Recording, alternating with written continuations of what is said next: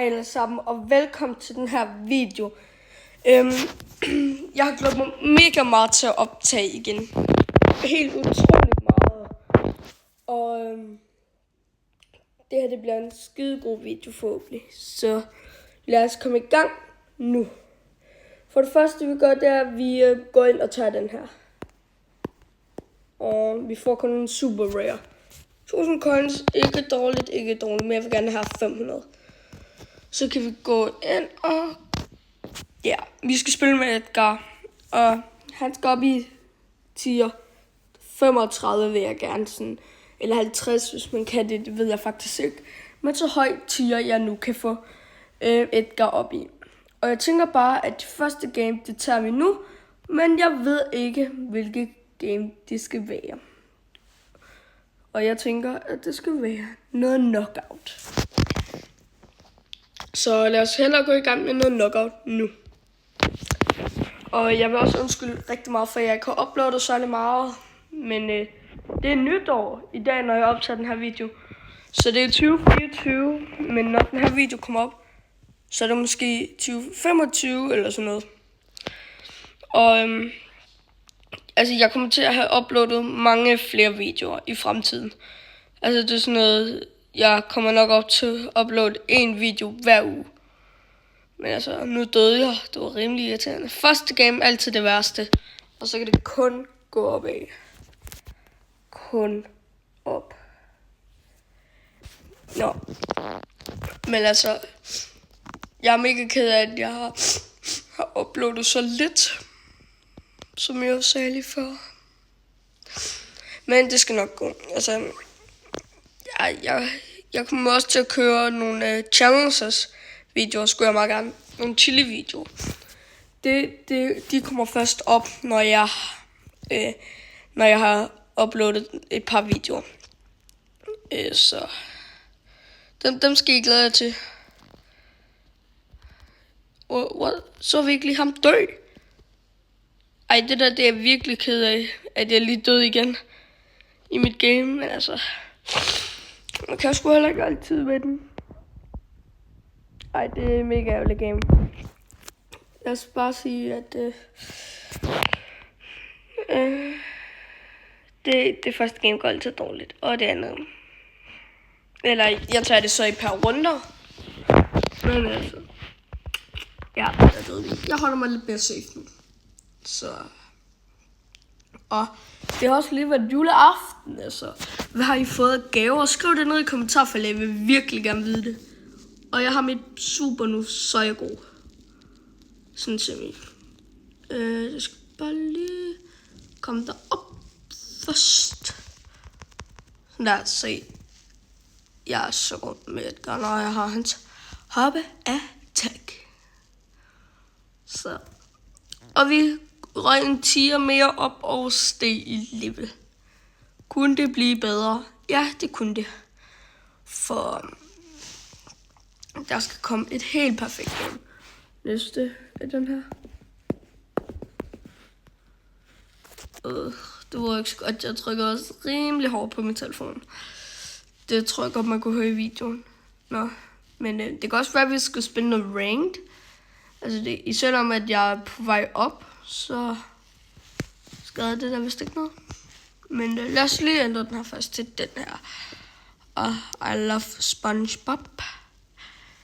Så hvad er jeres yndlingsserie egentlig derude? Jeres yndlings? Altså, min det er nok... ja, hvad er min yndlingsserie? Jo, det der SpongeBob firkant. Jo, det er min. Det kan godt være, at jeg lige om lidt fylder 10 år, men det er altså stadigvæk min yndlings. Der kan altså ikke noget komme noget at slå den. Og ja, det er min fødselsdag den 3. januar, lige her lidt. Så om 4 dage, så er det min fødselsdag. Og der kommer selvfølgelig en video op den dag. Forhåbentlig. Men yes, I guess. Så. Men lad os bare koncentrere os lige nu om at ikke dø igen. Yes. Mange dårlige games, det giver alle dårlige games. Dårlige. Ja, se jeg døde. Og det gjorde mit hold også. Det er ikke så godt det her. Det bliver virkelig, virkelig skidt. Så jeg tror bare, jeg stiller mig sådan lidt safe. Kommer lidt safe.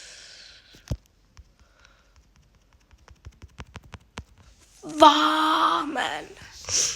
Ej, det er virkelig irriterende.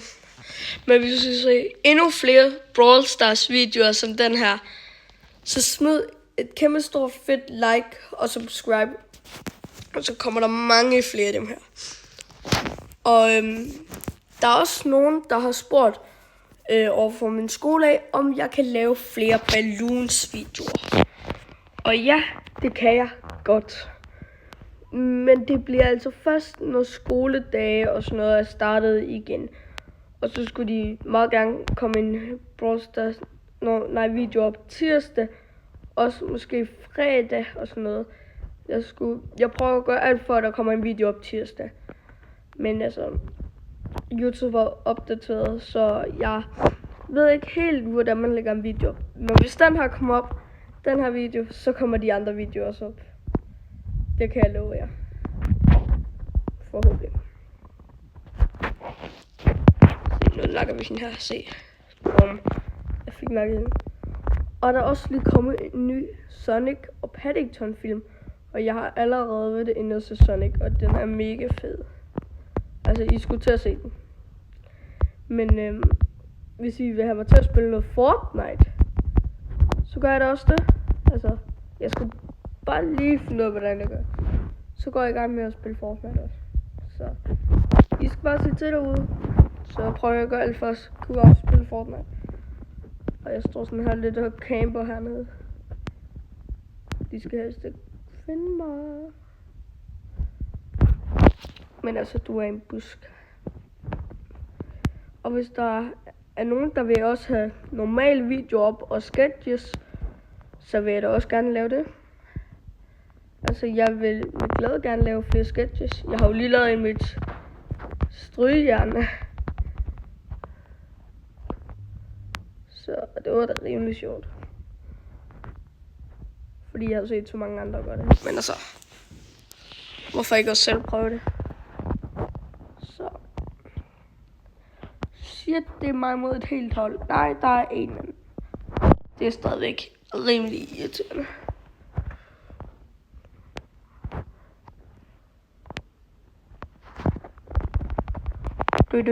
Ja, sådan der. Jeg fik den samme person igen. Og også den runde, som vi vandt. Ja, virkelig nice. Og jeg tror næste game, der styrer vi også i tier igen. Men jeg tænker, at måske skulle vi springe lidt frem i videoen til jeg måske er lidt højere tier. Eller måske til det her game, det er over. Eller sådan noget. Altså, det kan vi gøre næste gang. Jeg skal lige se, om jeg kommer op i level 7 og 20 i det her game. Og hvis jeg ikke gør, så ses vi, når jeg er. Altså, når det her game er færdigt, hvis I ikke havde opdaget det. Og ja, jeg er lidt snottet, og det er nok rimelig irriterende for den her video. Men altså, det er sådan nemt at gå. Så. Hjælp mig, teammates. Okay, nu angriber vi. Nej, det gør vi ikke. Vi angriber. Jeg bliver ved med, hver gang jeg siger, at jeg vil angribe, så kan jeg ikke angribe. Grund af dynamite. Dø.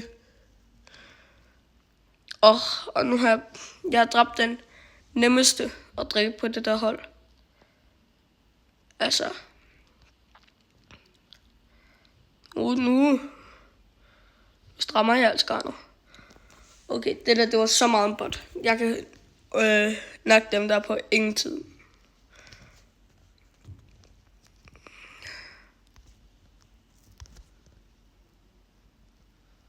Og bare ham derude. Jeg ville kunne nakke dem på ingen tid.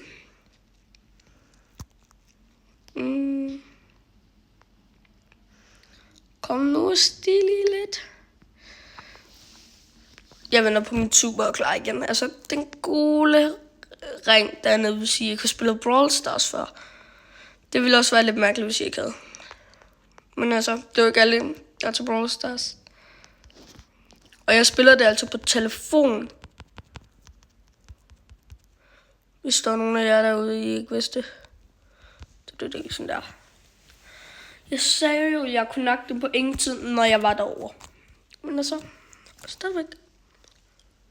Og der stiger i 10'er.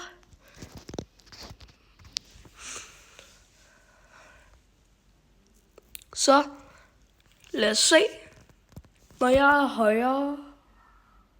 Ja, højere 10'er, måske level 29 i 10'er. Så når sidste game inden, at det er, jeg er i tier 30, så begynder jeg nu.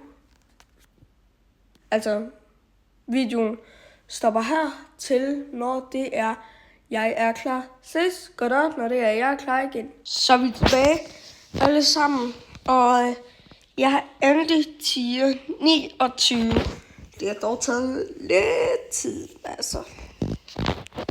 Det er sådan en tier, eller hvad? 2 tiers. Jeg skal op, ja. Så.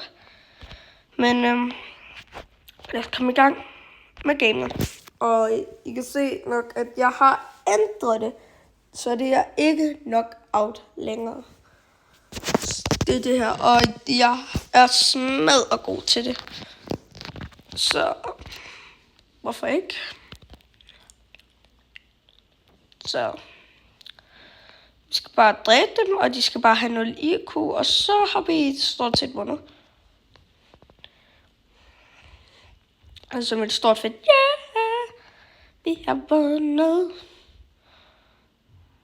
Men altså, og ja, kan I huske, at jeg har sagt, at jeg var i gang med at lave en julesang? Det er jeg faktisk. Jeg er færdig, men jeg har ikke kunnet lave videre på den. Så okay, hvad sker der her? Ej, okay. Det er en bug, tror jeg. Nå, okay, men jeg tager herop igen. Men jeg var jo ikke med at lave en sang, som jeg sagde. Og den er jeg selvfølgelig ikke... jeg glemmer godt tro. Men jeg var selvfølgelig ikke færdig, som jeg sagde. Helt ordentligt. Men altså... Jeg kommer til at få slik noget næste jul. Og det er noget, jeg har aftalt med dem, jeg har lavet den sammen med. Så den kommer først ud næste jul. Og der skulle den meget gerne komme ud den 1. december. Forhåbentlig. Men altså, ellers så kommer vi til at lave andre sange. Forhåbentlig. Også det, forhåbentlig. Men altså, så det bliver egentlig også, kommer også rimelig mange sange op på den her kanal. Men det betyder bare sådan lidt mindre videoer, men altså stadigvæk en video hver uge, forhåbentlig. Fordi at jeg optager dem, når jeg kommer hjem og alene. Shit, og det spike er nede også.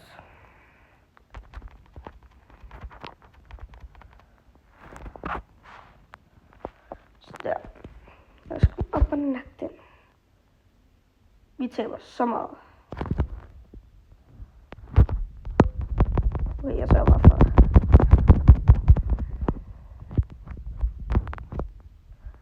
Shit, vi har tabt. Yes, den der en gang til, og så har vi tabt.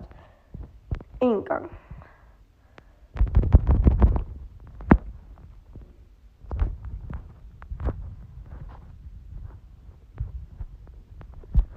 Jeg får mine rækkevidde. Sådan der.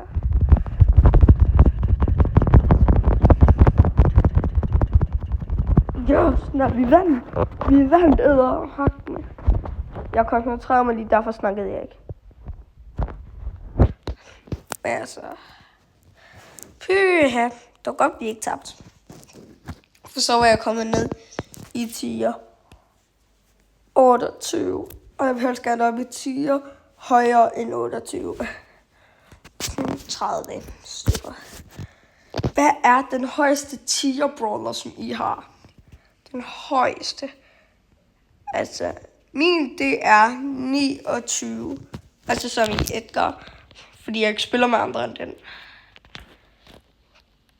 Så. Ja, så. Og hvis I vil have mig til at lave noget helt andet, end hvad jeg har sagt. Spille nogle lidt random spil, eller sådan noget. Roblox, som jeg faktisk aldrig har spillet før. Så sig til. For jeg gør det der med glæde. Spiller Roblox. Eller spiller Blockfruit. Eller de der sådan lidt anderledes spil. Okay. Jeg har så meget tabt den her indtil videre. Selvom vi har skadet den så meget. Men jeg kan ikke se, hvor gode vores teammates er. De ser rimelig skrald ud. Jeg ved ikke, om de er det. Nå, men jeg stikker i hvert fald af.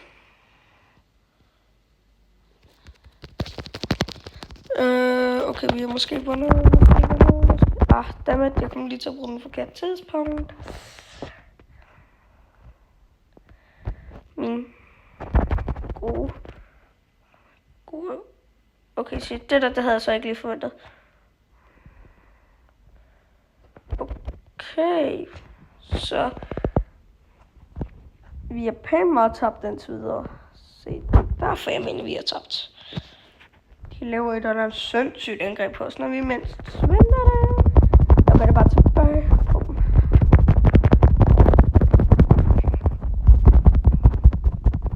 Så kan vi være faktisk rimelig imponerende.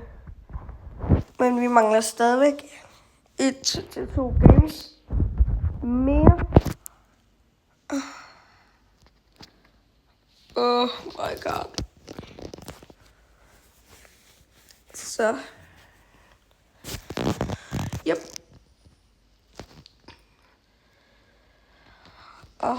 Shit, mand.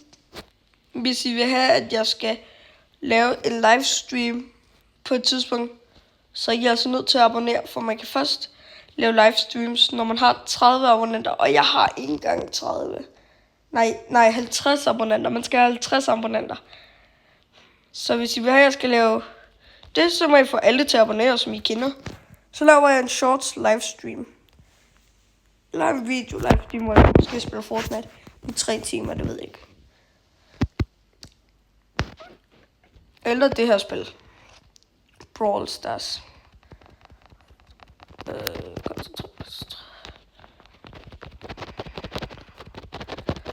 Okay, det kører rimelig godt.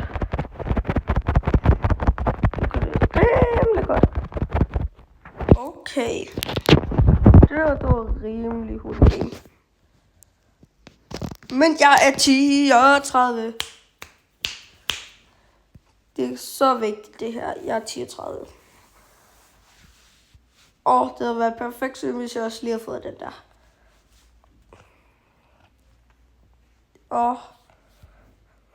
Altså, det kunne være, at jeg også skal have nogle af de andre op. Eller sådan noget i den her. Få 4 brawlers op i 10 og 30 eller sådan noget. Den her har jeg allerede 10 og 50. Man kan få den uendeligt højt. Men jeg tror måske, vi lige skal spille lidt med Buzz Lightyear. Også for at få den her. Jeg vil mega gerne prøve at få den allerøverste. Det kunne være mega cool. Så lad os begynde at spille mega meget med ham her. Og jeg har glemt, hvad for en det var, jeg havde sat på ham. Så, for man har jo 3 at vælge imellem. Please, det er lyssvær. Den kan jeg godt lide. Eller lysting. Det var det. Yes. Det er så meget, den jeg er bedst med.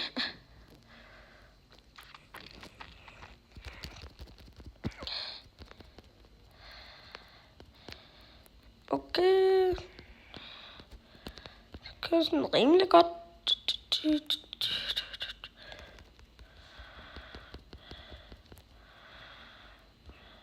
Okay. Første gang jeg er død, tror jeg. Kom så, vi kan godt nakke den. Okay. Hvis I så det, så var der nogen, der gik over i den anden side af banen. Og jeg vil ikke have dem til at nakke dem. Okay. Lad os sige, at vi går efter kast. Altså den næste kasse, som der er. Og skal vi ikke prøve? Ja. Det er godt, hvad vi har lige nu. Perfekt. Så, og hvis I vil have mig til at lave en sjov shorts video, eller tage mine venner med i sådan nogle shorts videos, så sig det til mig. Altså, i chili-videoen, som jeg sagde tidligere,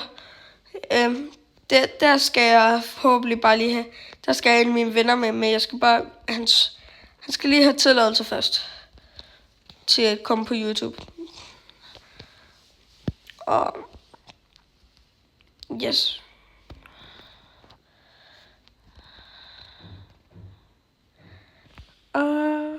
Og hvis I synes, jeg er en irriterende YouTuber, så synes jeg, at det er dumt, at de ser med. Og hvis alle sammen, der så med på mine shorts videos eller videoer, abonnerede, så vil jeg være mega glad. For jeg kan se, at der er rimelig mange af jer, som der ser mine shorts videos og videoer, som der ikke har abonneret.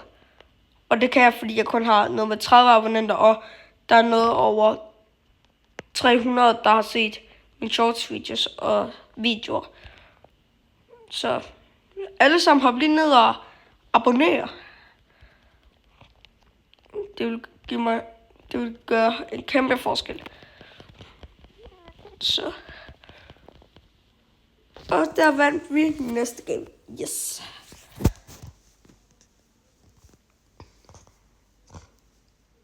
Og endnu mere til den her box.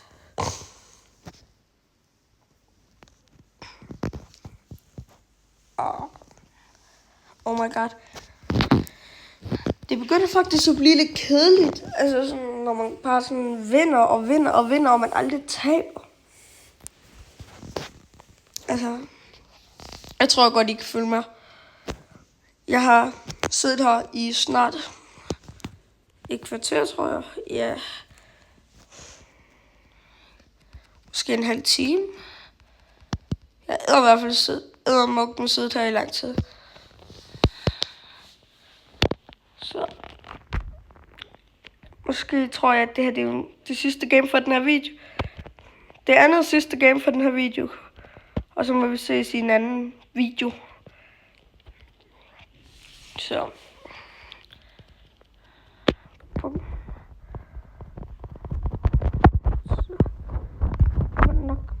Og jeg har fuldstændig glemt, at vi skulle nakke den der kasse. Det havde jeg virkelig ikke fået gjort. Upsies. Sådan der smad. Oh my god. Og der står selvfølgelig også en hernede også.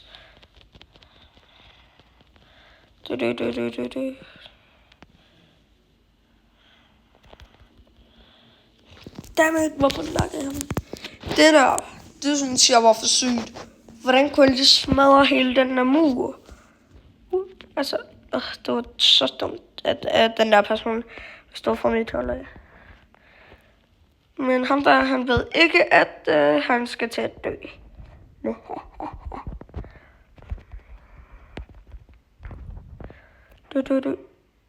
Ej, okay, så var det mig, der døde. Ej, det er ikke okay. Og det ser heller ikke særlig sejt ud. Hvorfor skulle jeg ikke? Det er bare en. Nå, men de ved godt heller ikke, at jeg er her. Skader dem lidt på deres boks. Og det var med det samme, grund af, at jeg er komplet stillert.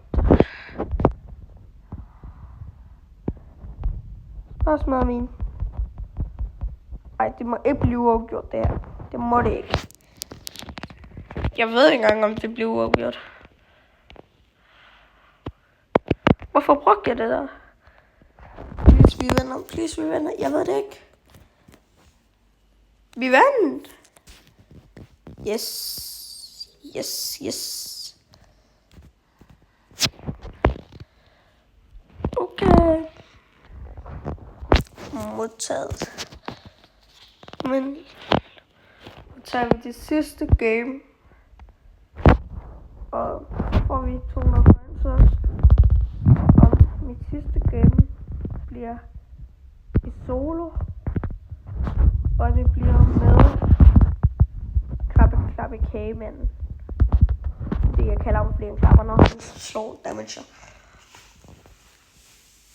Og det er også monster lang tid siden, jeg har spillet Pet Simulator X. Og nu er der jo kommet en ny Pet Simulator 99 og sådan noget. Fordi det er så lang tid siden. Og jeg har sådan ikke uploadet, siden jeg sagde, at jeg ville uploade flere af dem. Så hvis jeg også skal uploade Pet Simulator X, så skriv lige et kæmpe stort kæmpe stort Pet X nede i kommentaren. Der er godt nok mange ting, jeg skal skrive i kommentarfeltet. Det må blive irriterende. Nå. Jeg skal godt dræbe ham her. Jeg skal ikke glemme det. Løber bare i overvand.